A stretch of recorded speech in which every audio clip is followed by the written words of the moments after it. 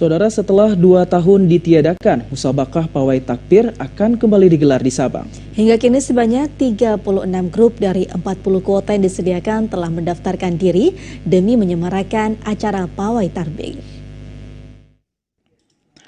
Pemerintah Kota Sabang melalui Dinas Syariat Islam dan Pendidikan Daya Kota Sabang serta Panitia Hari-Hari Besar Islam atau PHBI pada malam Lebaran Idul Adha 1443 Hijriah akan kembali menggelar musabakah pawai takbir.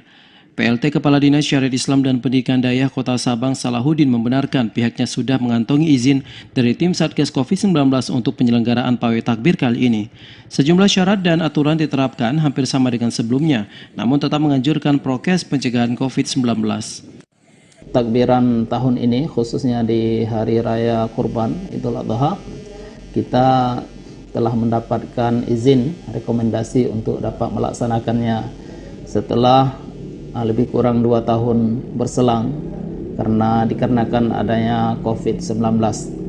Dan untuk tahun ini alhamdulillah kita sudah membuka kembali pendaftaran untuk musabakah pawai takbir yang insyaallah kita buka untuk 40 grup. Diharapkan dengan pelaksanaan musabakah pawai takbir yang kembali menyemarakan malam Hari Raya Kurban ini, syiar Islam akan kembali menggema di Sabang. Dalam kegiatan ini, tiap kampung mengutus maksimal 2 grup.